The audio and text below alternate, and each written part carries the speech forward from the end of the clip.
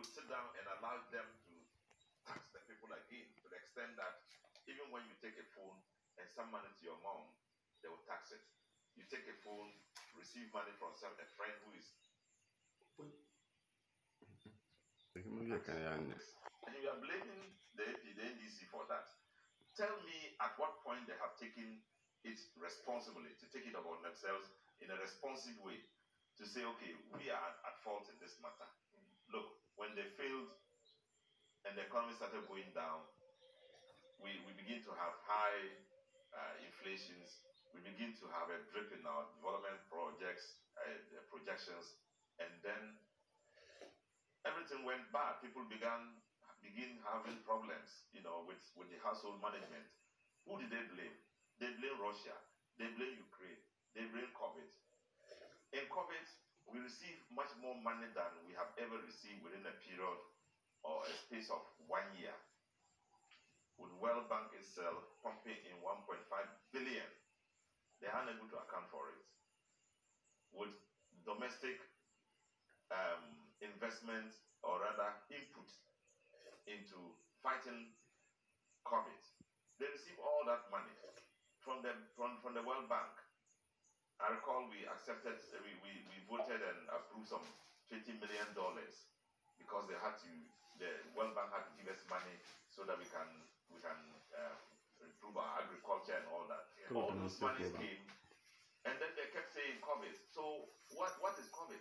And they have imposed COVID tax on Ghanaians, and we are still paying. Even now, we are still paying COVID tax. And every single time we fail because of COVID. You should have succeeded because of COVID.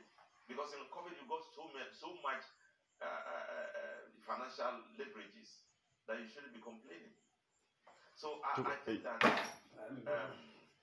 that complaint that because it's a minority that made them not meet their targets, and because of that they had to go to IMF, it's a very lame complaint. It's annoying, to even think about such a thing. Let me come to you now on the budget presentation. I'm sure my friend, he's my friend, he will accept many of the things I'm saying. He's a very level-headed person. Well, let's see if he accepts the things that you are saying. I mean, obviously the minority is not very impressed with the budget presentation. And the points to some of the figures that were presented, comparing them to, in terms of projections that were made with regard to our growth, in terms of the inflation, GDP growth, and all of that. All these figures have been revised downwards, as compared to what was projected in the 2023 budget. Yes, the finance minister says you are turning a corner and things are getting better. And Tom, I believe very well that the finance minister, the Honorable Kenneth Oriata, and the entire leadership of government has done exceedingly well in ensuring that the economy of the government of Ghana bounces back strong and better.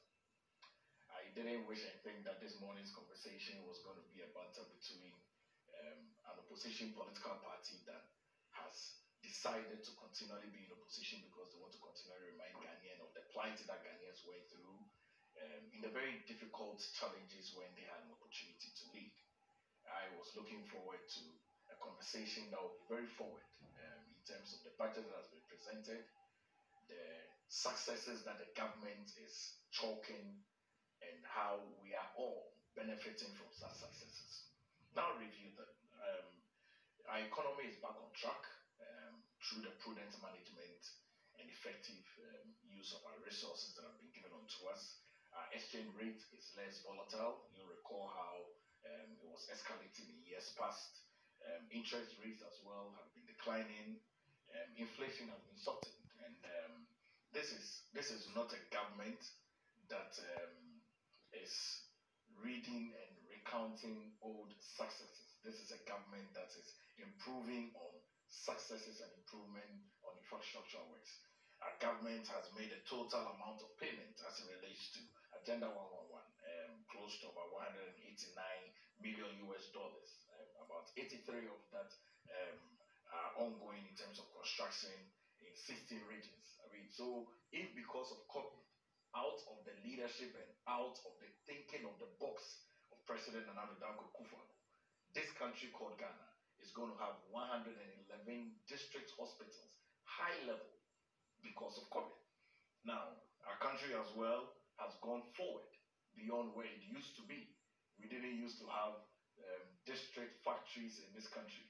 As a result of the leadership of President Nana Danko Kufuor, we have been able to instrumentally have close to our 126 factories